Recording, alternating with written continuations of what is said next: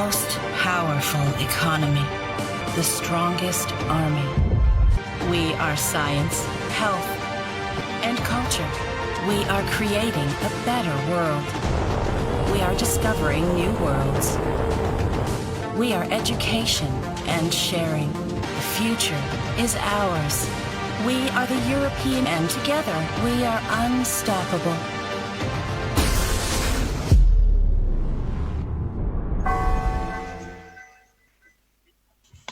সুপ্রিয় দর্শক, শুভ সন্ধ্যা। সকলকে প্রীতি এবং শুভেচ্ছা জানিয়ে শুরু করছি আমাদের আজকের নিয়মিত আয়োজন ইউরোপ টাইমস 24 টিভির এই অনুষ্ঠান থেকে আপনাদেরকে আমরা বলে দিতে চাই যে প্রবাসীদের যে সব সমস্যা এবং প্রবাসী কমিউনিটি বিভিন্ন প্রতিকূলতা, বিভিন্ন কথা নিয়ে আমরা আসলে সাজিয়ে থাকি অনুষ্ঠানটি। আজকেও তার ব্যতিক্রম নয়। আর আমাদের এই অনুষ্ঠানটিতে সবসময় একজন কিংবা দুইজন অতিথি আমাদের সাথে যুক্ত হন। আজকেও তার ব্যতিক্রম নয় দর্শক। আজকেও আমরা একজন অতিথিকে আমরা আমন্ত্রণ জানিয়েছি, তার সাথে কথা বলবো। তার আগে একটু বলে নিচ্ছি যে আমাদের এই অনুষ্ঠানটি প্রতি সোমবার রাত 9টায় বাংলাদেশ সময় এবং ইতালি সময় বিকাল 5টায় আমরা অনুষ্ঠানটি করে থাকি।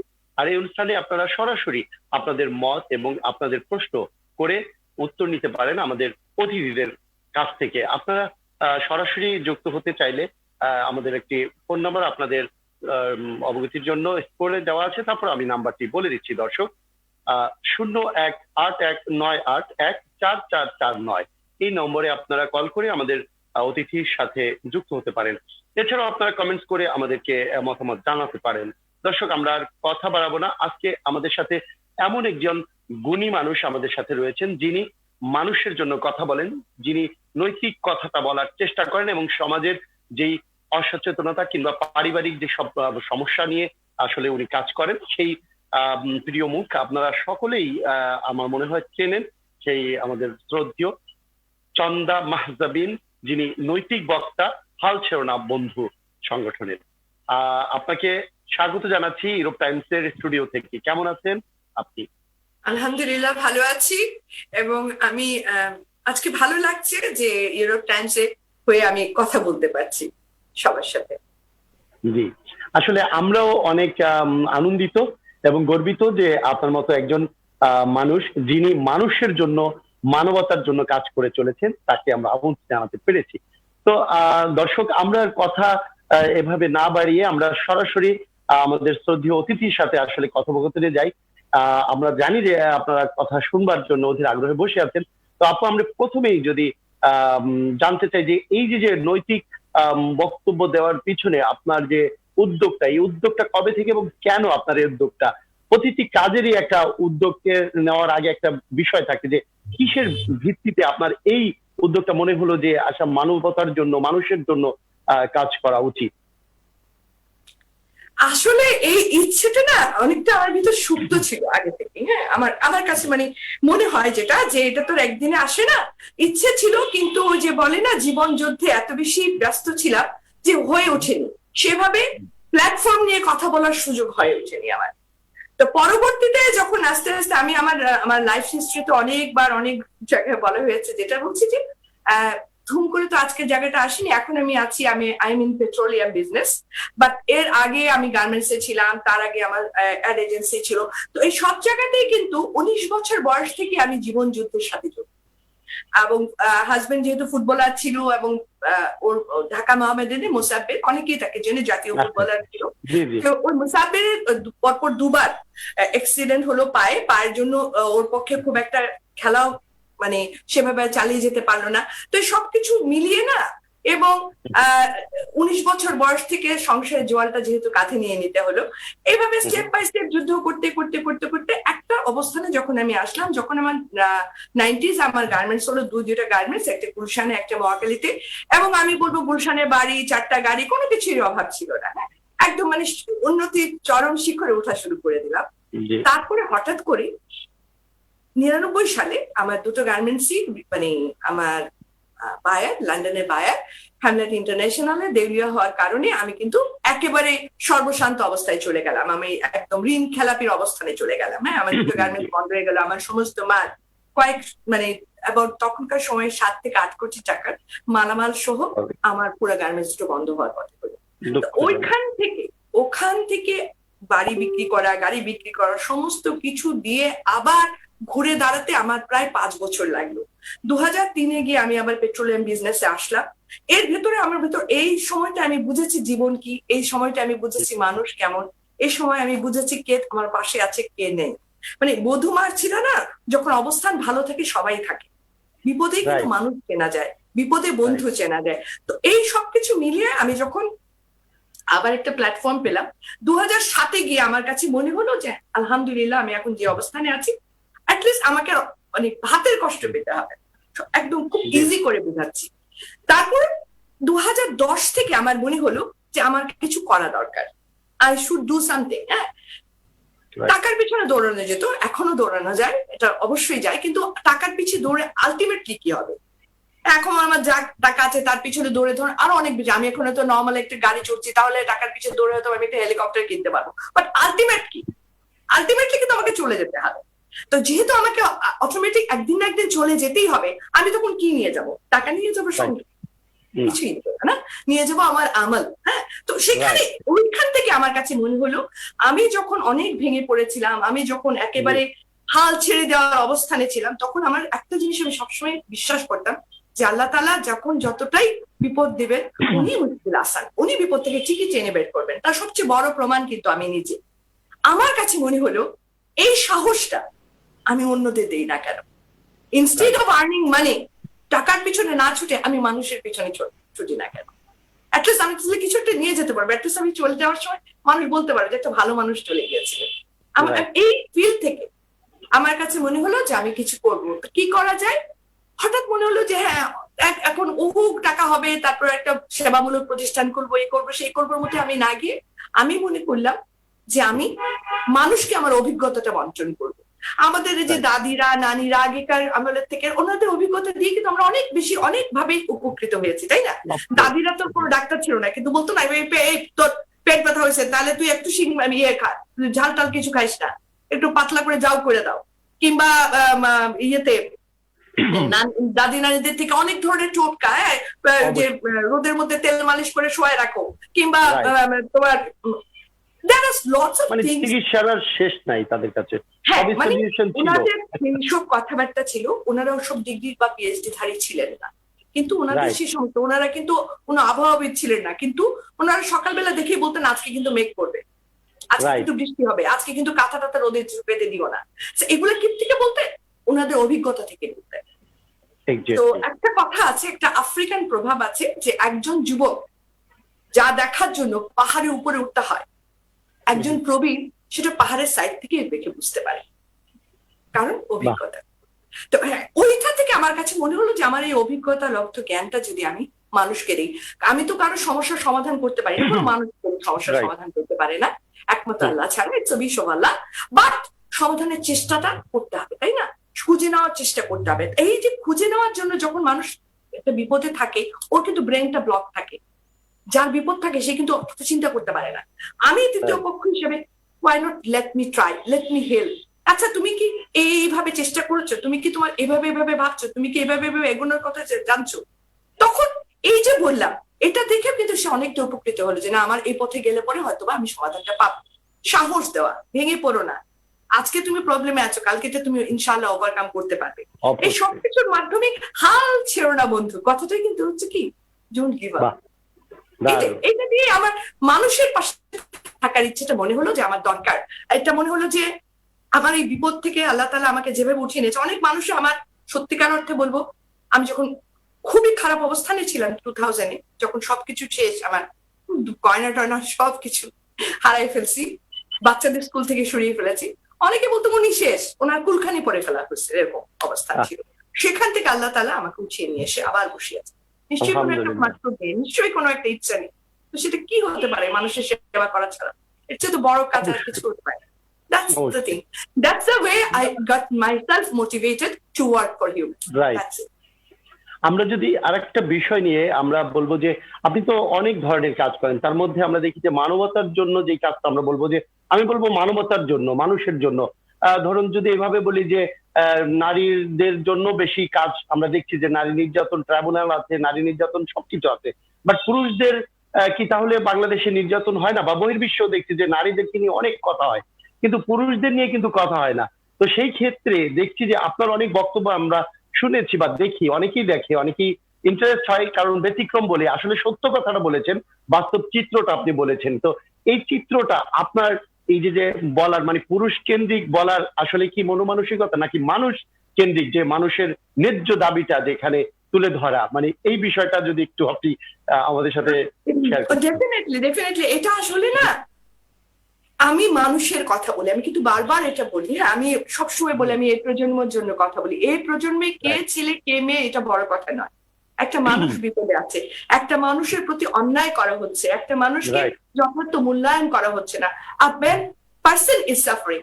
এখন সেটা পুরুষের পাল্লায় যেতে পারে, সেটা নারীর পাল্লায় যেতে পারে, বাট সে নারী বা সে পুরুষ এটা আমি কিন্তু আসলে ভাবি না। আমি কিন্তু ভাবি সে একটা মানুষ, সে আমার সন্তান তুল্য।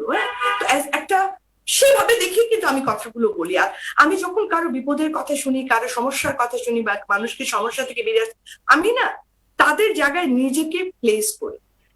আমি শুধু মুখে শুনি না, আমি অন্তর থেকে উপলব্ধি করার চেষ্টা করি, যেটাকে বলে এমপ্যাথি। হ্যাঁ, এমপ্যাথাইজ করি। সিম্প্যাথি কিন্তু যে কোনো সময় যে কোনো জায়গায় দেখানো যায়, ও আচ্ছা তোমার অনেক কষ্ট, আসলে বুঝতেছি, এটা এটা এটা হচ্ছে সিম্প্যাথি। এটা আমরা সবসময় বলতে পারি।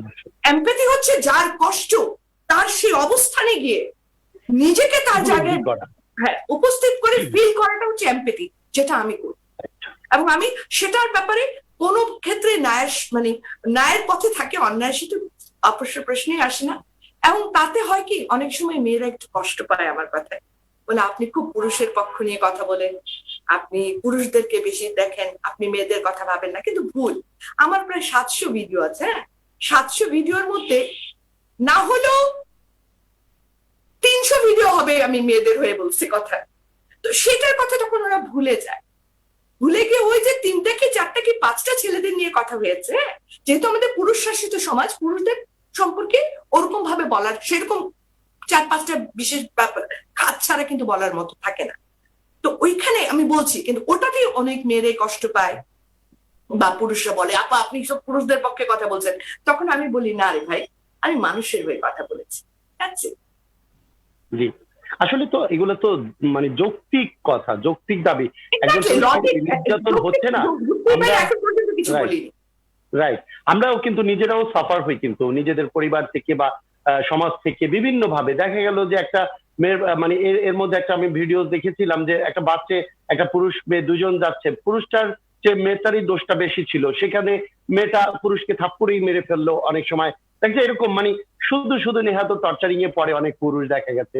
তো বলবো না যে একেবারেই যে দুধে দেওয়া তুলসী পাতা, কিন্তু কিছু কিছু ক্ষেত্রে কিন্তু আবার এরকম ব্যতিক্রম হয়। সেই বিষয়গুলো কিন্তু আমাদের এই আপনাদের মতো যারা উদ্যোক্তা রয়েছে, যারা আসলে পজিটিভ কথা বলতে চায়, এদের কিন্তু এগিয়ে আসা উচিত, তাহলেই কিন্তু এই সমাজটা বদলে যাবে একদিন।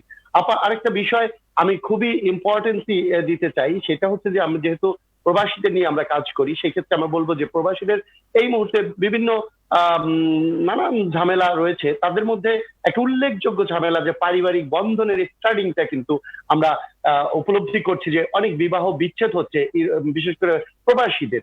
এই বিবাহ বিচ্ছেদের একটা সমীক্ষা দেখা গেছে যে ফাইন্ড আউট করে যে সবচেয়ে বেশি মূল যে সমস্যাটা, সেটা কারণটা সেটা হচ্ছে যে বিবাহ করতে গেলে একজন দেশের থেকে থাকা যে ছেলেটা, তার চেয়ে একজন প্রবাসীর বিবাহ বন্ধনের সময় দেখা গেছে দেনমোহরের মানে লেখাটা টাকার অ্যামাউন্টটা খুব বিগ অ্যামাউন্ট থাকে।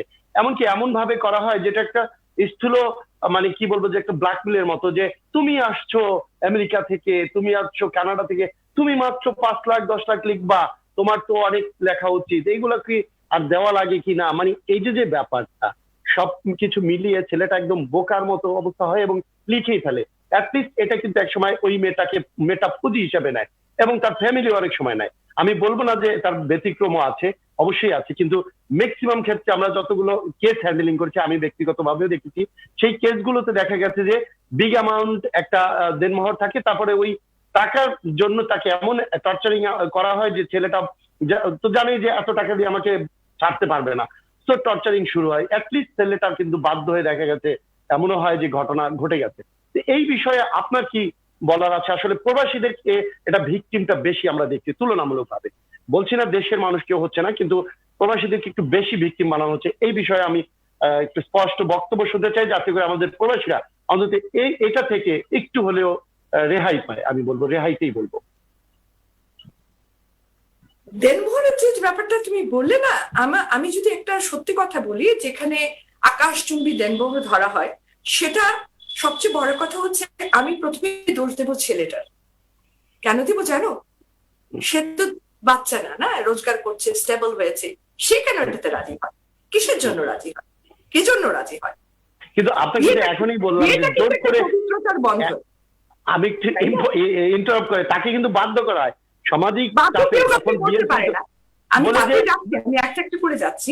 প্রথম কথা হচ্ছে, প্রথমেই হচ্ছে যে যখন প্রবাস থেকে আসে একটা সেটেল ম্যারেজ হয়, কিন্তু প্রবাস থেকে বেশিরভাগ আসে সেটেল ম্যারেজের মাধ্যমে হয়, যেহেতু সেখানে দুই পক্ষের মুরব্বী স্থানীয় দুইজন মিলে একটা দেনমোহর ঠিক করা উচিত। প্রথমে কথাবার্তা যখন হবে শুরুতেই কিন্তু আগে ক্লিয়ার আউট করে নেওয়া উচিত। প্রবাসী মানে টাকার বস্তা, এটা কিন্তু ঠিক না। আর যদি টাকার বস্তা হয়, সেটার সাথে দেনমোহরকে সম্পৃক্ত করা উচিত না। এটা স্বামী স্ত্রীর সম্পর্ক, যুগ যুগ ধরে। দেনমোহর নিয়ে কাছাকাছি মানে ইউ আর আস্কিং, শুরুতেই আমি খারাপটা ভেবে ফেলছি, এটাও তো ঠিক না। এখন প্রশ্ন হচ্ছে যে অনেক মেয়ের বাবারা বলবে যে না, আমার মেয়ের নিশ্চয়তা কি, যদি দুদিন পরে করে। হ্যাঁ, দুদিন পরে যদি খারাপ হয়, তাহলে দেনমোহর বেশি থাকলে কি হবে? দেনমোহর নিয়ে মেয়েটা কি করতে পারবে? অনেস্টলি মানে divorce is the divorce, right? So দেনমোহরটাকে এমফাসিস দেওয়াটাই বোকামি আমি মনে করি। আর যে খারাপ, সে দেনমোহর বেশি হলেও খারাপ। এটা হচ্ছে মেয়েদের ক্ষেত্রে, আমি মেয়ের বাবা মাদের ক্ষেত্রে বলছি। আর যে খারাপ, সে দেনমোহর বেশি হলেও খারাপ, দেনমোহর না হইলেও খারাপ, খারাপই। এখন সবচেয়ে বড় কথা, প্রবাসীরা যখন নির্যাতনের, যে অনেক সময় ব্ল্যাকমেইল হয়, এই জন্য এখন আকাশচুম্বী দেনমোহরে তাদের রাজি হওয়া উচিত না, নাম্বার 1। নাম্বার 2 হচ্ছে দেনমোহরটা অবশ্যই দুই পক্ষের দুজন গণ্যমান্য ব্যক্তি মিলে করা উচিত। বিয়ের সময় দেখা যায় কি 10 জন মাথা দাঁড়ায় গেছে, 10 জন 10 রকমের কথা বলতে থাকে, এই জন্য জিনিসটা আরো অ্যামালগেমেট হয়ে যায়। দুই পরিবারের দুজন ব্যক্তি, এবং সেই ব্যক্তি যারা সফল, শুধু বয়স্ক মুরব্বী হলে হবে না, তারা তাদের পরিবারে কতটুকু পরিবারকে ধরে রাখতে পেরেছেন, তারা তাদের জীবনের অবস্থানগত দিক থেকে কতটুকু সফলতার মুখ দেখেছেন, সেটার উপরে কিন্তু হতে হবে। সবকিছু মিলানো প্রত্যেকটা পরিবারে থাকে, এক একজন বটগাছ টাইপের থাকে, ওরকম ওনাদেরকে দিয়ে দেনমোহরটা সেটেল করা উচিত, দুই পরিবারে, মেয়ে এবং যাতে ওনারা দুজন মিলে আস্থাজনক একটা অ্যামাউন্টে যেতে পারে। আর তৃতীয় কথা হচ্ছে, ছেলে যা বেতন পায়, একটা আমাদের ইসলামী মতে যদি যেতে চায়, ওটার একটা কিন্তু নিয়ম আছে অবশ্যই। মোর কথা ওটা, being a Muslim you can't, if you want to follow that, তাহলে তো এই ধরনের আকাশচুম্বী দেনমোহর আসবেই না, আসবে কি? সো এইগুলো জিনিস ভাবতে হবে। অসহায়ের মতো আমি বললাম, এখন যখনই বলা হবে একটা ছেলে ধরো 100 টাকা দেনমোহর দেওয়ার ক্ষমতা রাখে, সে প্রবাসী, এখন তার কাছে বলা হলো যে না, তোমার দেনমোহর অবশ্যই অবশ্যই অবশ্যই কি করতে হবে, তোমাকে 10,000 টাকা দেনমোহর করতে হবে। এখন 100 টাকা যে ক্ষমতা রাখে, তার 10,000 টাকা দেনমোহর, এখানে তো কোনো কিন্তু আছে, বুঝতে হবে তার যে এখানে উদ্দেশ্য সৎ উদ্দেশ্য নয়। 100 টাকা দেনমোহরের জায়গায় বড়জন তার কাছে 500 টাকা দাবি করতে পারে, 500 থেকে কমায় আনলো, সেও 100 টাকা আগাইলো। ফর এক্সাম্পল, যদিও আমি দেনমোহর নিয়ে কথা বলাটা একদমই সাপোর্ট করি না, আমি আমার 2 ছেলের বিয়ে হয়েছে, মেয়ের বিয়ে হয়েছে, আমি এই দেনমোহরের ব্যাপারটা থেকে একদম অফ ছিলাম। প্রথমে তো আমার বড় 2 ছেলের বিয়ে হয়েছে, আমি মেয়ের বাবাকে বলেছি আপনাদের উপর ছেড়ে দিলাম, আগে চিন্তা করবে, আমার ছেলের রোজগারেই এই অবস্থান, এখন আপনারা চিন্তা করেন। আলহামদুলিল্লাহ, whatever they say, I said আলহামদুলিল্লাহ। এগুলো হচ্ছে কি, এখানে যখনই এরকম আকাশচুম্বী চাইবে প্রত্যেকটি প্রবাসী ভাই, আমি তাদের কাছে বলছি, যখনই সাধ্যের অতীত কোনো কিছু চাইবে, যখনই প্রবাসী তুমি তোমার কাছে টাকা কিছু না এসব বলবে, তার মানে তারা তো জামাই বাঁচতেছে না, তার টাকার বস্তা দেখতেছে, সেখানে আপনি বিয়ে করাই ঠিক হবে না ভাই। আর একান্ত যদি বিয়ে তারপরেও বসতে চান, তাহলে অ্যাটলিস্ট অ্যামাউন্টটা এমন একটার মধ্যে রাখবেন যেটা আপনার নিজের ক্ষমতার মধ্যে আছে। আপনাকে জীবন বাজি রেখা যে অ্যামাউন্টটা দেখতে হবে, সেরকম অ্যামাউন্টে যদি কেউ বারবার এমফেসিস দিতে থাকে, ভুলেও এরকম বিয়েতে না যাওয়াটাই বুদ্ধিমানের কাজ হবে। যারাই যাবে, বেশিরভাগ ক্ষেত্রে তাদেরকে কিন্তু পরবর্তীতে মাথায় কপাল চাপড়াতে হবে, এটা ন্যাচারাল ব্যাপার। কিন্তু দেনমোহরটা ধরবে, পিতামাতা চাইবেন, কিন্তু অবশ্যই এমন কিছু চাইবেন না, ও তো ওনারই মেয়ের হাজবেন্ড। আমরা চাইবো কি, আমরা চাইবো যেন সুন্দর সংসারটা চলে। সংসারটা নিয়ে ওরা যেন আজীবন একসাথে Exactly. থাকতে পারে, সুখে সংসার করতে পারে। আমরা দেনমোহর নিয়ে এত লাফালাফি করবো কেন? দেনমোহর নিয়ে যখনই লাফালাফি করবে তখনই ডাল মে কুচ কালা হে ভাবতে হবে। So তখনই রেড অ্যালার্ট। আমি একটা কথা বলি, Right. অ্যালার্ট Actually, হইতে হবে। এই বিষয়ে কিন্তু অনেক জটিলতা হয়। দেখা গেছে যে এই দেনমোহরকে নিয়ে কিন্তু অনেক টানাপোড়েন হয় এবং কথা ছড়াছড়ি হয়, সে স্টার্টিং থেকেই কিন্তু একটা ঝামেলায় জড়িয়ে যায় বাদ বিতর্কে। এবং যদি এরকমটি হয় যে কারোর সাথে বৈবাহিক বিচ্ছেদ হবে, সেখানে কিন্তু দেনমোহর 5 কোটি লেখা থাকলেও কিন্তু সেটা যে আটকে রাখতে পারছে এমন কিন্তু রোজই নাই। আটকাবে না। এটা কিন্তু আর আটকাবে না শুধু তাই না, দিবস হবে। আমার কথা হচ্ছে 5 কোটি টাকা দেনমোহর ধরা মনের হবে না, মিলটা রাইট। তাই না? ঠিকই। আমরা আমার সবার আগে কথা, চাইবো এখানে কিন্তু, কিন্তু তারা আজীবন সুন্দরভাবে থাকতে পারে। তারপরে একটা স্বার্থে একটা একটু হলেও মেয়ের নিরাপত্তার জন্য মেয়ের কথা ভেবে চাইতে পারে, কিন্তু হ্যাজ টু বি একটা যুক্তিযুক্ত একটা অযৌক্তিক limited- কোনো কিছু যখনই জি। চাওয়া হবে, যখনই এমফেসিস দেওয়া হবে, তখনই বুঝতে হবে যে ভবিষ্যৎ উদ্দেশ্য খুব একটা ভালো নয়। জি, কিন্তু বিষয়টা হচ্ছে কি, আপনি যে কথা বললেন যে স্ট্রিক্ট থাকতে হবে ছেলেকে বা মেয়েকে, যে তারা এটার বাইরে এরকম জোর জুলুমাত হোক আর যাই হোক, এটা তাই সে গ্রহণ করবে না। সেক্ষেত্রে অনেক প্রতিকূলতা আছে। যেমন আমার লাইফের কথাই যদি আমি বলি, যে আমি কিন্তু একটা প্রতিকূলতা দেখেছি সেখানে, যে আমার দেনমোহরটা আমি কিন্তু সাথে সাথে পেমেন্ট করেছি। একদম যখন আপনার কাবিন নামা হয়েছে, ঠিক ইসলামের আদলে আমি একদম সাথে সাথে পেমেন্ট করেছি যে আমার এইটার পারপাস। কিন্তু দেখা গেছে সেখানে কিন্তু অনেক জটিলতা হয়েছে। কিন্তু আপনি যে কথা বললেন যে স্টিক থাকা, আমি কিন্তু স্টিক ছিলাম যে বিয়ে হবে কি হবে না পরের ব্যাপার, কিন্তু আমার যেটুকু তৌফিক আছে, সামর্থ্য আছে, আমি এখনই পেমেন্ট করবো, কারণ I know that what is the law of Islam. So Muslim law যেভাবে, আমি সেভাবে, যেহেতু আমি মুসলিম।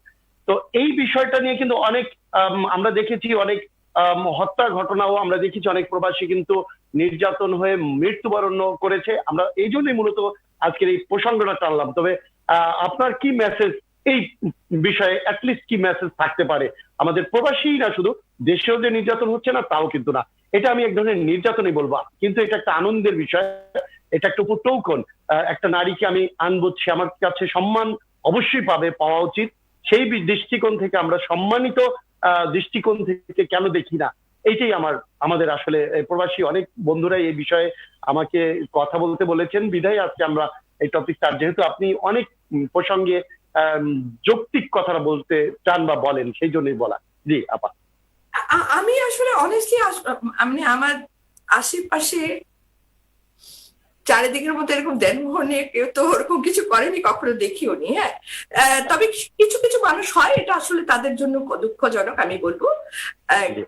তবে আমার কাছে যেটা মনে হয় যে শুরুতেই এই দেনমোহরের ব্যাপারটা ক্লিয়ার করা উচিত, প্রবাসী ভাইদেরকে জন্য স্পেশালি বলবো। আর যারা বুঝবে, কথাবার্তাই বোঝা যাবে যে তারাও যে বারবার একটা কথা বলছি যে তাকে মানুষ হিসেবে না দেখে টাকা হিসেবে যদি দেখে, তাহলে তাদের ওইভাবেই দৃষ্টিভঙ্গি থাকবে। তুমি বললে তুমি তখনই মিট আপ করেছো, বিং এ মুসলিম তাই করা উচিত, তাই না? তাহলে সেটা তো অবশ্যই তোমার ক্ষমতার মধ্যে থাকতে হবে, ক্ষমতার বাইরে গিয়ে তো সম্ভব নয়। তো ক্ষমতার বাইরে গিয়ে যখন কেউ প্রেশার দেয়, আরে থাক, এটা তো লাগবে না, এমনি থাকবে বলবে, তখনই বুঝতে হবে যে এই এমনি থাকবে আজকে হাইসা হাইসা বলতেছে, কালকে গলাটা টুটিটা চিপে টাকাটা আদায় করবে। তো কখনই অবশ্য মানে যেটা আকাশ কুসুম এরকম কোনো কিছুতে কখনোই যাওয়া ঠিক না। এটা আর কিছুই না, ধরে নিতে হবে সামনে ভবিষ্যৎ দুর্গতিকে ডেকে আনা, আসো আমার করে আসো, এর ধরনের কিছু না। Cut your coat according to your size, নিজের যতটুকু সামর্থ্য আছে and according to Islam, go for that, stick on that. দরকার হলে এটা নিয়ে কথা বলো, যে বললাম মুরব্বী স্থানীয়দের, সত্যিকারের লজিক্যাল যারা আছেন, সত্যিকারের যারা সন্তানের ভালো চান, তারা কিন্তু এগুলো নিয়ে খুব একটা খেঁচাখেচি করেন না। কারণ সবাই বাপ মারা চাই আমরা কি, যে আমার ছেলে হোক, আমার মেয়ে হোক, বিবাহিত জীবন যেন সুখের হয়। দেনমোহর নিয়ে খেঁচাখেচি মানে কি, আমি শুরুতেই চিন্তা করে নিলাম ওরা সংসার করতে পারবে না, এরকম নেগেটিভিটি কিন্তু প্রকৃত পিতামাতা চান না, যারা সত্যিকার অর্থে সন্তানের ভালো চাচ্ছে। আর 99% পিতামাতাই তো তাই না? তো ওই 1% বা 2% এর জন্য আসলে ওটা জিনিসটা ওই খারাপ হয়। এবং এরা বেশিরভাগ ক্ষেত্রে না, পিতামাতা আমি দেখেছি, পিতামাতা চেয়েও বাইরের লোকজনের দ্বারা প্রভাবিত হয়। আমি সেই কথাই বলছি, আমি বারবার বলছিলাম যে দুই পক্ষে দুইজন, এর বাইরে কেন, ওনারা যেটা বলবেন এটাই ডান। সেটা হতে পারে মেয়ের বাবা, ছেলের বাবা, দুজন বসলেন, এই মামা আসলো, খালু আসলো, চাচা আসলো, এই 14 জনে মিলে কথাবার্তা বলে বাজে জায়গায় চলে যায়। এই জন্য এই পয়েন্টস গুলো মাথায় রাখলে আমার মনে হয় না খুব জি।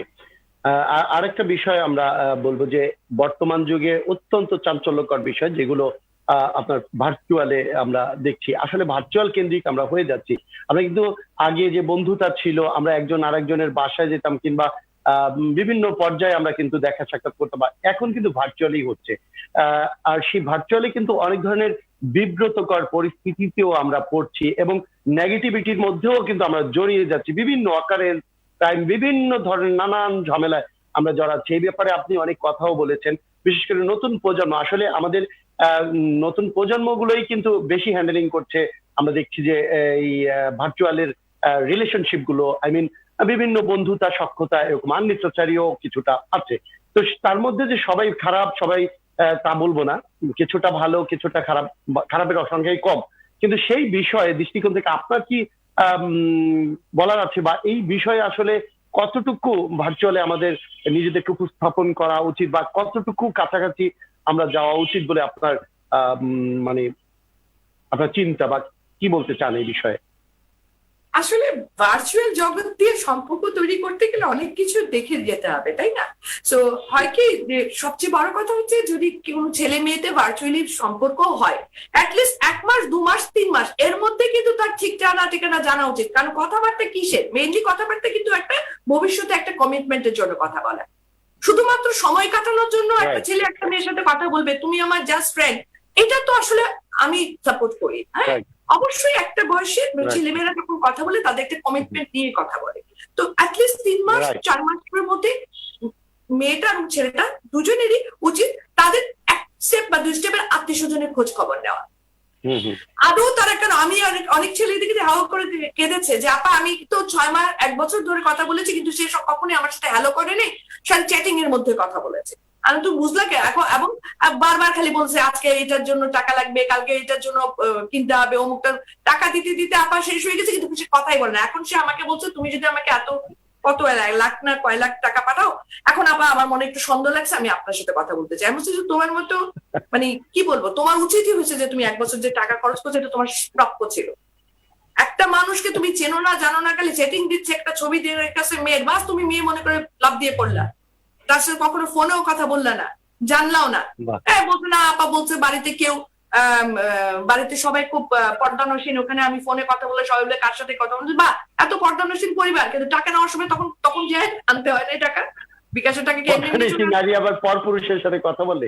এক্স্যাক্টলি। তো দেয়ার আর দ্য থিংস, হ্যাঁ তোমার যদি কোনো স্পেশালি এই ধরনের ভার্চুয়াল যখন কেউ কথা বলবে, আমি বলছি 1 মাস 2 মাস 3 মাস, কিন্তু তারপরে যদি সত্যিকার প্রকৃত যারা ভালোবাসে তারা কিন্তু দায় দাও দাও দাও করে না, তাদেরকে নিজে গিফট দিতেই পারো, ইটস ফাইন, দিতেই পারে একটা জিনিস, জন্মদিনে একটা গিফট দিতে পারে, বা কোনো একটা হঠাৎ করে একটা সারপ্রাইজ হতে পারে, ঈদে চাঁদে হতে পারে, ইটস ফাইন। কিন্তু যে বারবার বলবে আজকে আমার এই টাকার জন্য আটকে গেছে, অমুক কাজটা হচ্ছে না, দিস আর অল, তাহলে বুঝতে হবে যে রিলেশনটাই হচ্ছে ফাঁদ। আর এই ফাঁদের মধ্যে পাটা দেওয়াটাই তো বোকা। এগুলো ভাবতে হবে। কারণ আমি বিশেষত প্রবাসীদের বলছি যে তোমরা তো ভাই বড় হইছো, তোমরা তো কেউ ছোট বাচ্চা না, তোমরা বাইরে যে টাকা রোজগার করছো, এই টাকাটা তো প্রতিটা টাকা, আমি স্পেশালি প্রবাসীর কথা বলছি, প্রতিটা রক্ত পানি করা পয়সা, তাই না? This is blood. সো এই পয়সাগুলো এভাবে খরচ করতে যেও না, এভাবে খরচ করতে যেও না।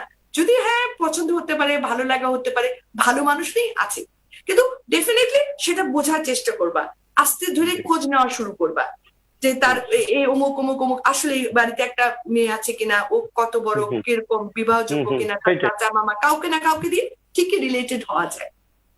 এবং সেটা করতে হবে নিরপেক্ষ ভাবে, নিজেতে মাধ্যমে। কারণ ওই যে বললাম মিশতেই হবে একটা কমিটমেন্টের কথা মাথায় দিয়ে, শুধুমাত্র মানে জাস্ট টাইম পাসের জন্য মেলামেশা এটাই তো ঠিক না। জি, আসলে এই বিষয়গুলো আসলে অনেক কথা আছে, অনেক ধরনের জটিলতা আমরাও দেখছি। আসলে বিশেষ করে জানি না কেমন করে যেন প্রবাসীদেরকে ভিকটিম বানানো হয়, হয়তো বা প্রবাসীরা একটু ইমোশনাল, হয়তো একটু সুন্দর করে বললেই আমরা গলে যাই যে না ঠিক আছে, অনেক নানান ধরনের মানে প্ররোচনা দেয় যে আমার না এই অবস্থা ওই অবস্থা, বা অনেক ভালো ভালো ফ্যামিলির ছেলেরাও করে, মেয়েরাও করে, বিভিন্ন ভাবে দেখা গেছে মায়ের অসুস্থতা বলে অনেক সময় অনেক ছেলেরা অনেক মেয়েরা এরকম টর্চারিং গুলো করে। এই বিষয়গুলো আসলে আপনি যেটা বললেন, আমাদের সচেতনতা ছাড়া আর কিছুই নেই।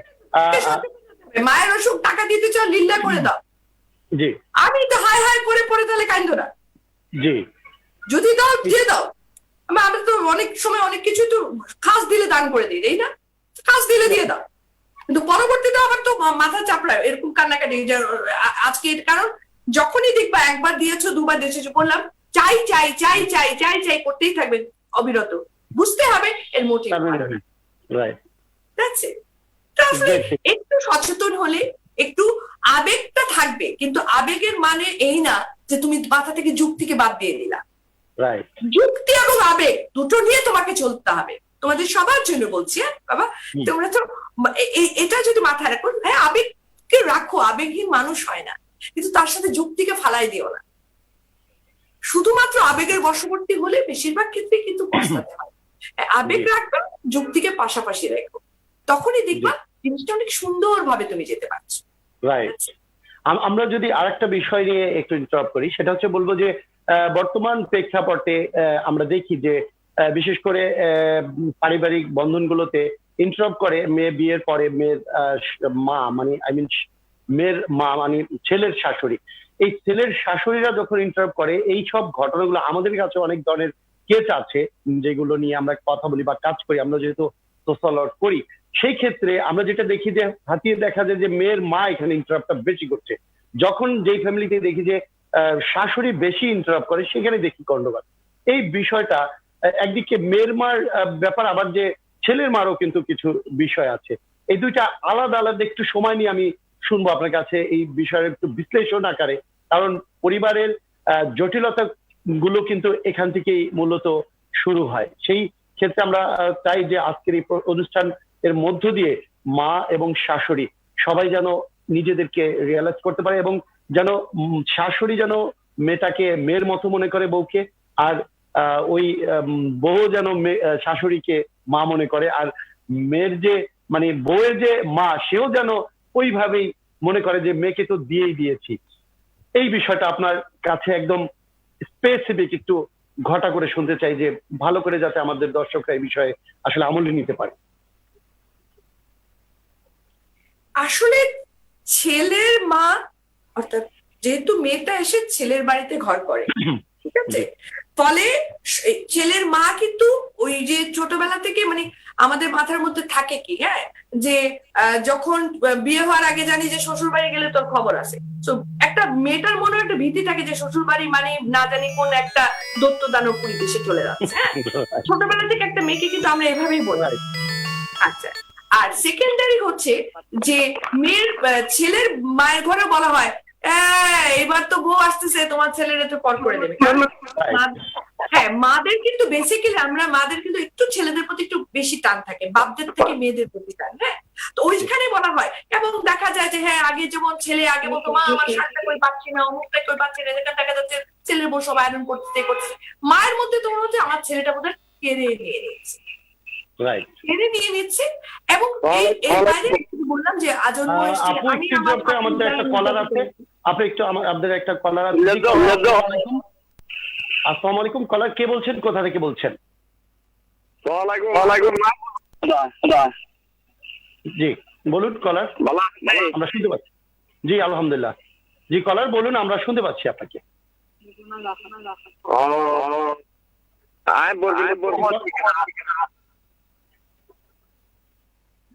জি কলার, আপনাকে আমরা শুনতে পাচ্ছি, আপনি একটু জোরে বলুন, আমরা শুনতে পাচ্ছি আপনাকে।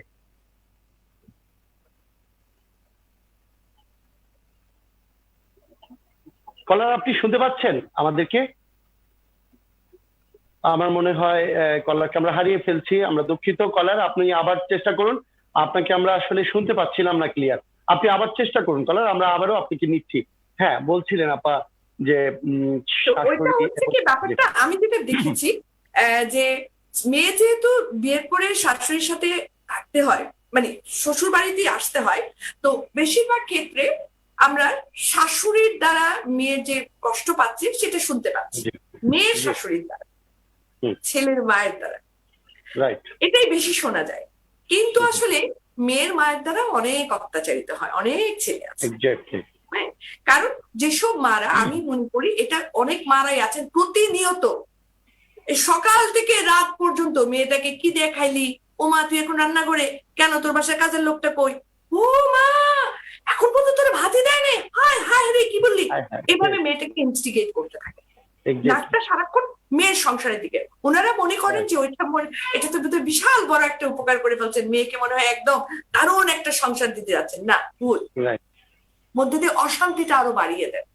যে কোনো কারণ, মেয়ের মাই বলো আর ছেলের মাই বলো, ওনাদেরকে মাথায় রাখতে হবে। আমি দুই মায়ের জন্যই বলছি যে চাঁদের কাজ কি, সূর্যের কাজ কি, পৃথিবীকে আলো দেওয়া, তাই না? এখন মেয়ের মাকে মনে করতে হবে যে ওনার পৃথিবীতে মেয়েটা ছিল, এখন মেয়েটার বিয়ে দিয়েছে, মেয়েটা ছেলেটা মিলে একটা পৃথিবী তৈরি হয়ে গেছে, মেয়ে আর মেয়ের জামাই।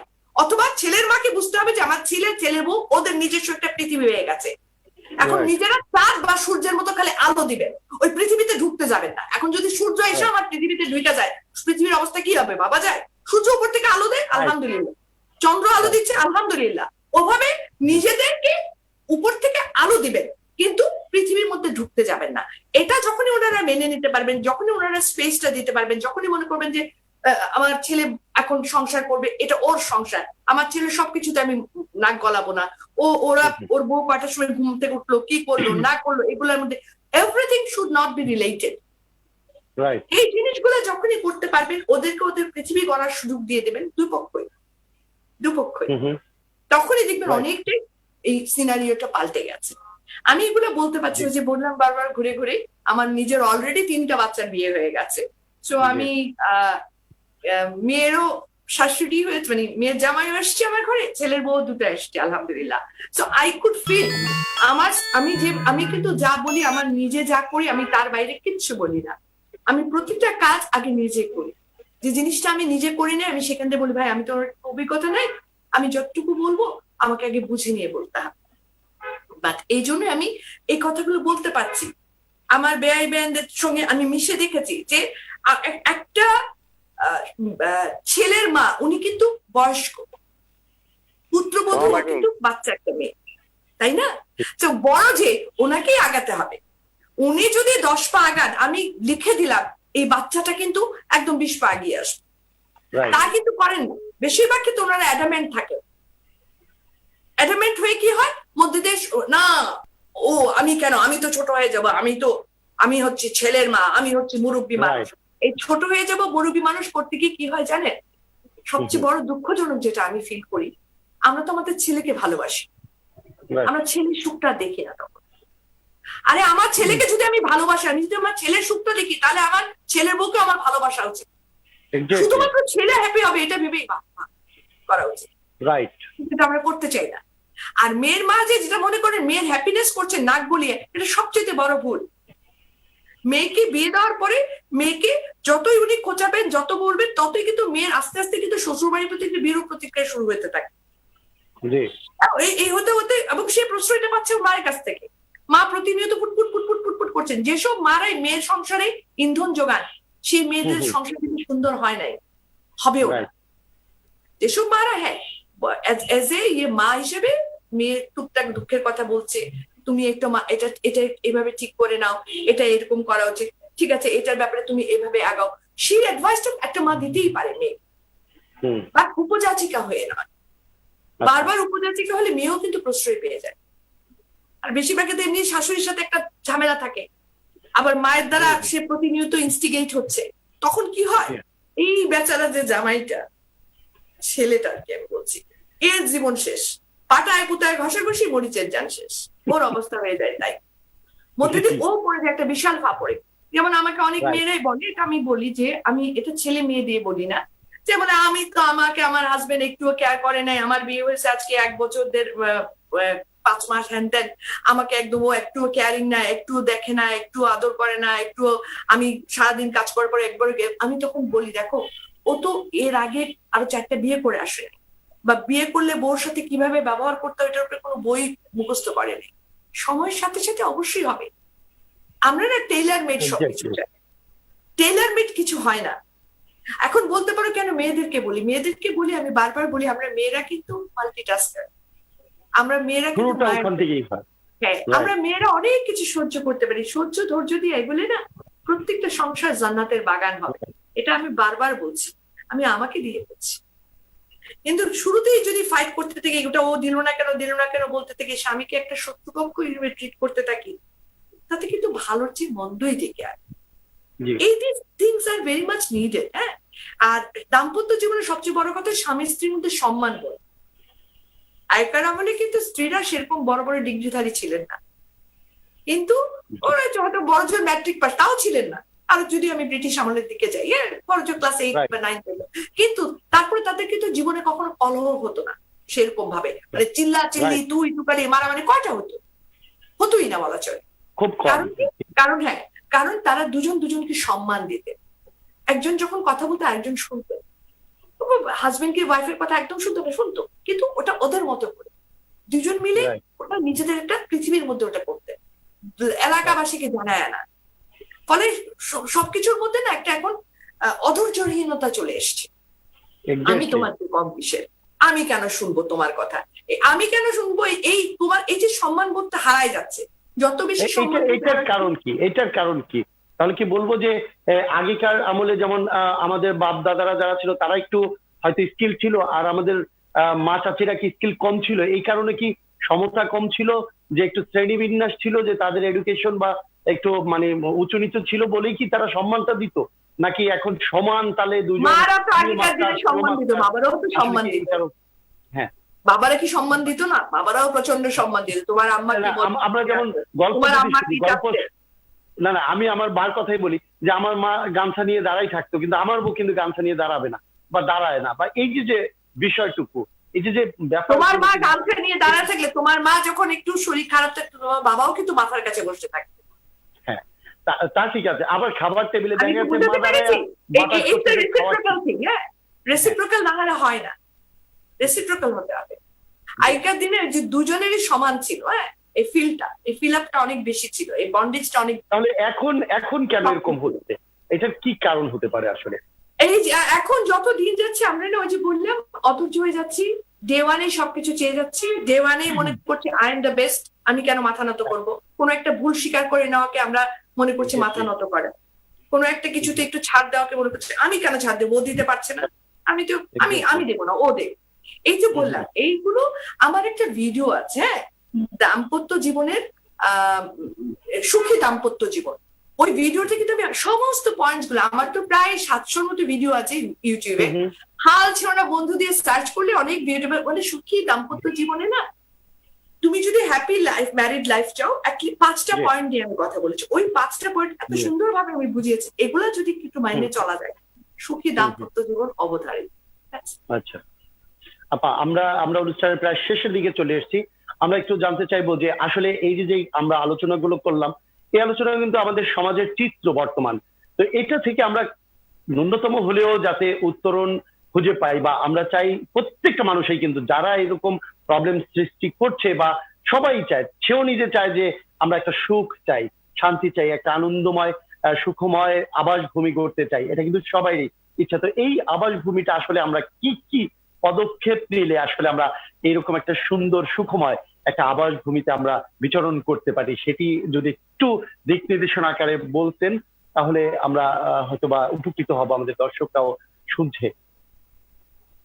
আসলে হয় কি, প্রত্যেকটা মানুষ যদি আমরা, একটা প্রকৃত মানুষের যে কোয়ালিটিস গুলো থাকে, যে কোয়ালিটিস গুলো একটা ভালো মানুষের হওয়া উচিত, যে কাজগুলো করলে আমি লোককে বলতে পারবো না, সেসব কাজগুলো থেকে আমরা বিরত থাকবো, মানুষকে সম্মান করব, আমার এমন কোনো কাজ করব না যেটা আমি অ্যাটলিস্ট জানি যে আমি অন্যায় করেছি। তো এরকম হাজার, বিশাল বড় কিছু না, বেশ কয়েকটা পয়েন্ট, প্রকৃত মানুষের গুণাগুণ। আত্মের পাশে থাকবো, দুর্বলের উপর অত্যাচার করব না, দিস থিং, এবং অল্পতে আমি সন্তুষ্ট থাকবো। সবকিছুর পিছনে কিন্তু এখন কাজ করছে কি, এখন প্রত্যেকটা মানুষের মধ্যে একটা প্রতিযোগিতা ভাব চলে এসছে, সন্তুষ্টি নাই, আমাদের কারো মধ্যে কোনো সন্তুষ্টি নাই। আমরা মুখে খালি বলতেছি শকর, এটা কিন্তু মুখে বলছি। শকরটা যখন আমরা এখান থেকে বলতে পারবো, তখনই কিন্তু আমরা সবাই অনেক বেশি ভালো থাকবো, অনেক সুন্দর থাকবো, এটা আমি বিশ্বাস করি। হ্যাঁ, এই জিনিসটা যখন আমরা বক্ষে ধারণ করবো, যে আমরা মুখে যেটা বলছি সেটা আমরা বক্ষে ধারণ করবো, অনেকগুলো রিপু আছে না, লোভ, লালসা, হিংসা, গীবত, ঘৃণা, ক্ষতি করা, অন্যায় করা, এই ধরনের যে রিপুগুলো Right. আছে, যেগুলো নেতিবাচক রিপু, এগুলো থেকে যখন আমরা দূরে থাকতে পারবো, তখনই দেখা যাবে প্রত্যেকটা জায়গায় আমি বলে যেটা যে রহমত, বরকত, নিয়ামত সব আসতে থাকবে। ওই জিনিসটা আমাকে উপলব্ধি করতে হবে, আমাকে কেউ বলেও করাতে পারবে না। আমি ওকে বলি, ও করে না, না আমি করি, ও করুক বা না করুক সেটা ওর ব্যাপার। Right. এই জিনিসটা আমাকে অনুধাবন করতে হবে। আমরা সবাই কিন্তু না কেমন হয়ে গেছে জানো, আমরা সবাই আমার যে দোষ এটা নিয়ে আমি মাথা কামাচ্ছি না, তোমার কি দোষ আছে দেবে, তুমি করো না কেন, তুমি করো না কেন করতেছি। আরে আগে নিজে ঠিক করি, নিজে ঠিক হই, নিজে ঠিক সেভাবেই হই যাতে বলার মতো সৎ সাহসটা থাকে যে আমি সঠিক মানুষ, আমি অ্যাটলিস্ট আর কোনো ভুল করছি না। প্রতিদিন আমি কিন্তু নামাজে বসে আল্লাহকে বলছি, আমার অগোচরেও আমার অন্যায় হয়ে থাকতে পারে, সবসময় তো জেনে বুঝে হয় না, কিন্তু হয়ে থাকে মাফ করে দিও, আর যেন না হয় সেটা দেখি। এবং আমি প্রত্যেকটা এজ এ মুসলিম, আমি প্রত্যেকটা মানুষ বলবো যে নামাজ ইজ এ বিগ থিং। হ্যাঁ, নামাজটা পড়ো, অন্তর এমনিতেই পবিত্র হয়ে যায়। যা কিছু আছে, দুঃখ কষ্ট যা কিছু বলার আল্লাহর কাছে বলো, মানুষের কাছে বলে কোনো লাভ হয়। আর সাহস রাখো যে আল্লাহ তাআলা যেরকম বিপদ দিয়েছেন, আমি সবসময় বলি যেটা, আর কত সহ্য করবো, এটাও বলে এই জেনারেশনের লোকজন। আমি বলি, এই যে তুমি আর কত সহ্য করবো বলছো, এই জন্য তুমি আরো পিছিয়ে যাও। এটা ধৈর্যটা রাখতে হবে, এই জেনারেশনের মধ্যে ধৈর্য কাজ করে। আমার প্রতি অন্যায় বিচার হয় না, এটা বলতে বলতে অর্ধেক জীবন পার করে দেয়। আরে বিচারে বা আল্লাহর উপর ছেড়ে দাও, তোমার প্রতি অন্যায় হচ্ছে তোমার বলারও দরকার নেই, বিকজ সৃষ্টিকর্তা সবকিছু দেখছে। ওই বিশ্বাসটা তোমার যদি থাকে তো তুমি জানো উনি জানেন, ওইটা নিয়ে আর তোমার এত চিন্তা করা কি আছে, ছেড়ে দাও ওনার উপর। ওই সময়টুকু তুমি তোমার কাজে লাগাও, ভালো কাজ করো, অন্য নিজেকে নিয়ে এগিয়ে যাও। যে দিস থিংস আমি বিশ্বাস করি যে যখনই তুমি একটা সুন্দর জীবন যাপন করতে পারবা, যখনই তুমি এই ধরনের আমি যে কোনো ধরনের কাজ যেটা অন্যায়, বললাম যে কাজটা লোককে বলা যাবে না, বলতে পারবা, এবং সৃষ্টিকর্তার উপর অন্ধ বিশ্বাস রাখতে পারবা, তখনই দেখতে পারবা যে সম্পূর্ণ সমাজের চিত্রটাই পাল্টে যাচ্ছে। আমরা কিন্তু বলবো মনের ইচ্ছা। এই প্যান্ডেমিক টাইমে যে করোনা কালে আপনার জীবনযাপনটাও ছোট্ট করে একটু শুনতে চাই, আর কি কি করণীয় আছে। আসলে এই প্যান্ডেমিক টাইমেই কিন্তু আরো বেশি জটিলতা গুলো হয়, এবং আপনার কি বলার আছে দর্শকদের জন্য, আমাদের ইউথ টাইমসের করোনাকালীন সময় তো করোনাকালীন সময় এমনিতে তো আমি তো এখন অফিস করছি, আমি অলরেডি অফিস করা শুরু করে দিয়েছি, প্রায় মাস খানেক হতে যাচ্ছে। তো ওইটার সময় হচ্ছে যে আমি হাত ধুচ্ছি, সোশ্যাল ডিস্টেন্সটা মেনটেন করছি, এবং বাইরে যখনই যাচ্ছি, যখনই লোক সমাগমে যাচ্ছি, মাস্ক ইউজ করছি, আর বাকিটুকু আল্লাহ ভরসা রাখছি। এটা গেল 1 নম্বর। আর 2 নম্বর হচ্ছে যে করোনা থেকে তো আমরা করোনা কিন্তু চলে যাবে, করোনা থাকবে, কিন্তু করোনা থেকে আমরা যা শিক্ষা নিয়েছি, করোনা আমাদের কিন্তু অনেক কিছু শিখেছে। যে শিক্ষাগুলো আমরা পেয়েছি, যে 3 মাস 4 মাস আমরা ঘরের মধ্যে ছিলাম, আমরা কিন্তু বুঝেছি না করোনাকালে, এখনো আছি, এখন তো 100%। এখন আমরা কিন্তু দেখছি, আমি কিন্তু বারবার বলি যে আমরা সবাই না জীবনটা নিয়ে খুব বেশি অভিযোগের বাক্স খুলে বসছিলাম, সবার জীবনে কিছু পাই নাই, সবাই আমরা অবাকা, কিছু হইলো না, এটা একটা জীবন, এটা নিয়ে কিন্তু ছিলাম আমরা না প্রত্যেক কি হয়, তো 10টা 5টা অফিস করি, আর আসে কোনো রকমে 4টে ভাত খেয়ে আবার ঘুমায়, আবার সকালবেলা উঠি, যে চাকরি করে সে বলতেছে, যে গৃহবধূ সে বলছে আমার জীবন কি, আমার জীবন তো চাকরির জীবন, সারাক্ষণ কাজ করতে করতে মারা যাচ্ছে, জামাইকে কখনো কাছে পাইলাম না, বাচ্চাদেরকে নিয়ে একটু সময় কাটাতে পারি না, সারাক্ষণ ওদের স্কুল যাও, অমুক যাও, পড়াশোনা এই করো। এই সবগুলো অভিযোগই কিন্তু করোনাকালীন সময় ছিল না। স্বামী সারাক্ষণই বাড়িতে বসে ছিল, সকালে উঠে স্বামীরও অভিযোগ ছিল না দৌড়ানো, হ্যাঁ, প্রিয়জনকে নিয়ে অনেক সময় আমরা অক্ষণ সময় আমরা পাইছি। তো সবকিছু তারপরে কিন্তু তখন আমরা কি বলছি, আরে ভাই ওই যে মফিজের ফুচকা খাইতাম, ওইটাই অনেক ভালো ছিল। অর্থাৎ যা পেয়েছিলাম, যে ওই সময় মূল্যায়ন করিনি, করোনাকালীন সময় এসে আবার সেটার জন্য আমরা হাউতাশ করছি। তার মানে কি, আমরা আসলে আমি বারবার যেটা বলছি, করোনাকালীন সময় আমরা এটা শিক্ষা নেওয়া হয়েছে যে যা পাইছো শকর করো, যা পাওনি ধৈর্য ধরো, অভিযোগের বাক্স হইল না। জি, আপনাকে আপু অনেক ধন্যবাদ, অসংখ্য ধন্যবাদ আমাদের সাথে আসলে যুক্ত হওয়ার জন্য। আজকে আমরা বলবো যে আমাদের দর্শকরা অনেক কিছু জানলো এবং আমাদের এখান থেকে বোধের সঞ্চার হবে, এবং যারা অচেতন আছেন অনেক ভাবেই পারিবারিক কিংবা সোশ্যাল মিডিয়ার মাধ্যমেও অনেক প্রতারিত হচ্ছেন, সকলেই আশা করব যে কিছুটা হলেও নিজেদের সচেতনতা মূলক কিছু গাইডলাইন পেয়েছেন বলে আমরা বিশ্বাস করব। এবং আপু, বিশেষ করে আপনাকে অসংখ্য ধন্যবাদ। আর শেষ কি যদি কিছু বলার থাকে আপনার? আমি কিন্তু মানুষের সঙ্গে কথা বলি, হ্যাঁ। আমি সকাল 11টা থেকে বিকাল 5টা পর্যন্ত বাংলাদেশ সময় আমার হালছড়না বন্ধুর দুটো ফোন নাম্বার আছে, দুটো ফোনে আমি কথা বলি। বিদেশ থেকেও প্রচুর মানুষ ফোন করে কথা বলে আমার সাথে, ইভেন বাংলাদেশে তো আপনি যদি ফোন নাম্বারটা দিতে চান, কিছু মনে না করেন, সবার জন্য যদি ওপেন থাকে আপনি তাহলে বলতে পারেন আমাদের দর্শক। হ্যাঁ, ডেফিনেটলি আমি চাই এটাতে যদি একটা মানুষের উপকার হয়, আলহামদুলিল্লাহ। আমি চাই হ্যাঁ।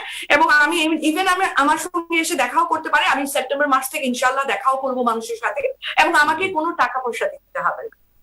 এটা সম্পূর্ণ আমার বিনা পারিশ্রমিকে আমার স্বেচ্ছাশ্রম আমি করি, কারণ এটা আমাকে যে আত্মতৃপ্তি দেয়, এটা আমাকে যে আলহামদুলিল্লাহ আমি ফিল করি। একটা মানুষ যখন হেসে বলে যে আপা আমার জীবনটা পাল্টে যাচ্ছে, আপা আপনার থেকে কথা বলার পর জীবনকে নতুন ভাবে দেখছি, এটা আসলে টাকা দিয়ে হয় না, এটা কোটি টাকাতে পাওয়া যায় না। সো আমার দুটো ফোন নাম্বার আমি বলে রাখি, 016-20-22747, 019-224-77742। এই দুটো হচ্ছে আমাদের নাম্বার। হাল ছেড়ো না বন্ধু, ওখানে লোক ধরবে। আমি যদি কোনো মিটিং এ না থাকি, আমি যদি ফ্রি থাকি, আমি কথা বলবো, বাট সেটা হতে হবে সকাল 11টা থেকে বিকাল 5টার মধ্যে, এবং সরকারি ছুটির দিন এবং শুক্রবার বন্ধ থাকে। আমি খুব খুশি হব, আমার প্রবাসীরা প্রচুর ফোন করে আমার সাথে কথা বলে এবং বলে যে আপা অনেক মনে হয় যেন খুব আপন কারোর সাথে কথা বলছি, অনেক সাহস পাচ্ছি। প্রবাস জীবন এমনিতে অনেক একাকী থাকে, তখন এই ধরনের কথাবার্তা পরামর্শ শুনলে সাহস পায়। একটা মানুষ নিজেই যথেষ্ট তার জন্য, কিন্তু একজন বয়োজ্যেষ্ঠ একজন মুরব্বীর কথা শুনলে পরে যেটা হয় যে সেই কাজটাই সে করতে পারছে একটা স্পিরিটের সাথে। কি ধরনের প্রবাসীরা কি ধরনের অভিযোগ বা কি ধরনের পরামর্শ আপনার থেকে নিতে চায় যে এই প্রবলেমগুলো? প্রবাসীদের আমি যেটা পাই, আমি প্রবাসীদের সবচেয়ে বেশি পাই যে টাকা পয়সার ক্ষেত্রে, যে সবকিছু নিয়ে অনেকবার এসেছে, আসার পরে সব টাকা পয়সা শেষ হয়ে গেছে, জমি জমা বাড়িঘর তার নামে দেওয়ার কথা ছিল, হয়নি, প্রতারণার সবচেয়ে বেশি আসে। এগুলা কারা করছে নিজেদের ফ্যামিলির? এই প্রতারণা বলতে হচ্ছে যে আপনজনদের থেকে অনেক। আসসালামু আলাইকুম। আমার একটা প্রশ্ন ছিল চান্দার কাছে, ম্যাডামের কাছে। ওয়ালাইকুম আসসালাম। জি জি জি, বলুন দর্শক বলুন। বলেন যে আমার একটু, আমি তো একটু বয়স্ক মানুষ, আমার ওই ছেলের বউয়ের মধ্যে বড়ি বানা হচ্ছে না, আমি একদম মেনে নিতে পারছি না, আমি কিভাবে ভালো থাকবো? কি হয়েছে আপনার বউ ছেলের মধ্যে? কি নিয়ে দ্বন্দ্ব বলুন। দ্বন্দ্ব, আমার বউ থাকবে না ছেলের কাছে, এইটা আমি মেনে নিতে পারছি না, আমার খুব কষ্ট হচ্ছে। বাচ্চা আছে? বাচ্চা নাই। বিয়ে হয়েছে ক বছর? 6 বছর। আচ্ছা, এখন আমি আপনাকে সবার আগে বলছি, একটা মেয়ে সাধারণত ঘর ভাঙতে চায় না, ঠিক আছে? সাধারণত আমরা মেয়েরা কিন্তু চাই, হ্যাঁ, যতটুকু পারি আঁকড়ে ধরে থাকার। এখানটায় 6 বছর ঘর করার পরে সে থাকতে চাচ্ছে না, ওর নিশ্চয় ওর তরফ থেকে কিছু লজিক আছে কেন সে থাকতে চাচ্ছে না। হ্যাঁ, ওটা আসলে আপনি হয়তো বা জানেন না, হয়তো ভেতরের অনেক বড় কষ্ট, অনেক বড় দুঃখ আছে মেয়েটার, না হলে হুট করে যাওয়ার কথা। আপনি তো ডেফিনেটলি আপনি কোনো মাই চায় না সন্তানের সংসার ভেঙে যায়, আমি বুঝি আপনার কথাটা, আপনার দুঃখটা আমি বুঝতেছি। কিন্তু এখানে দুজনই প্রাপ্তবয়স্ক, আপনার ছেলে 6 বছর ঘর করার পরে যখন তারা থাকতে চাচ্ছে না, এটার পিছনে অবশ্যই প্রচন্ড যুক্তিপূর্ণ কোনো একটা কারণ রয়েছে। তো সেই জন্য আমি মনে করি আপনি এই মুহূর্তে, আপনি যেহেতু মেনে নিতে না পারলেও আপনার কিছু করার নেই, আপনি শুধু তাদেরকে এটুকু বলতে পারেন, কারণ আমি কিন্তু মেয়েটার কারণ জানছি না জেনে কথাটা বলছি, যেটা যে আপনি এখন এই মুহূর্তে যেটা করতে পারেন আল্লাহর কাছে বলতে পারেন, এর বাইরে আর কিছু করার থাকে না। কারণ মেয়েটার অভিযোগটা কি, কেন থাকতে চাচ্ছে না, এটা জানা খুবই জরুরি। রাইট। দর্শক, আশা করবো আপনি শুনেছেন আপনার উত্তরটি। তবে আপনি যদি প্রয়োজন মনে করেন আমাদের অতিথির সাথে পরবর্তীতে ফোন পরে আপনি কথা বলতে পারেন, কারণ আমার কাছে আপনি কিছু প্রশ্ন ফোনে আছে যেটা আমি আসলে পাবলিকলি জি। করতে চাচ্ছি না। হ্যাঁ, তো জি, আমি জি, আপনার ওনার সাথে ডিটেলস কথা বলতে চাই। জি ডিটেলস জানতে পারবেন এবং আমরা আসলে দুঃখিত আপনার এই বিষয়টা শুনলাম শুনে আমরা এই নিয়েই কথা বলছিলাম মূলত আসলে এই যে দেখলেন আপা যে না একজন না, আমি আমি সরাসরি একটা কথা বলি, আমি একটা কথা বলি, একটা জিনিস তোমাকে জানতে হবে, ওনাকে বোঝা দরকার যেটা যে ছেলে মেয়ে দুজন কিন্তু প্রাপ্তবয়স্ক। প্রাপ্তবয়স্ক দুটো মানুষ 6 বছর ঘর করার পরে থাকতে চাচ্ছে না, তাও আবার মেয়েটা থাকতে চাচ্ছে না। জি জি ডেফিনেটলি এটা ভীষণ বিশাল বড় কোনো কারণ আছে। আমি অবশ্যই থাকতেই পারে। তো সেই জন্য আসলে এক পক্ষ হয়ে তো বলা যায় না। উনি বলছেন ওনার কষ্ট লাগছে, আমিও বুঝি, একটা মা হিসেবে কষ্ট লাগাটাই স্বাভাবিক। রাইট কিন্তু এখানে না আসলে আপনার এই মুহূর্তে মানে আমি বলবো যে ব্যাপারটা ওদের উপরে ছেড়ে দেন। কেউ যদি আপনাকে জিজ্ঞাসা করে যে ওরা ম্যাচিওর, ওরা এখন সিদ্ধান্ত নিচ্ছে আমি কি করতে পারি, আমি চাইনি তারপরেও হচ্ছে। আমি এখন একমাত্র আল্লাহর কাছে দুটা হাত তুলে নামাজ পড়ে শুধু আল্লাহর কাছে যদি হেদায়েতের জন্য বলতে পারি, এর বাইরে তো কিছু করতে পারি না, সমাধান চাইতে পারি। কিন্তু এর বাইরে আমার মনে হয় না, কারণ there must be something there. জি আসলে আমাদের অনেক বাস্তবতাই মেনে নিতে হয়, যদিও আমাদের মানতে কষ্ট হয়। আমাদের যেরকম জন্ম মৃত্যু এবং বিভিন্ন অপ্রীতিকর ঘটনা, বিভিন্ন রকম সমস্যাগুলো আমরা সমাজের থেকে পাই, সেগুলো কিন্তু আমাদের কষ্ট হয়, বাট মেনে নিতেই হয়। আসলে আমাদের জীবনটাই এমন। দর্শক, আমরা আসলে অনুষ্ঠানের প্রায় কি শেষেই করব, আমরা চলে এসেছি।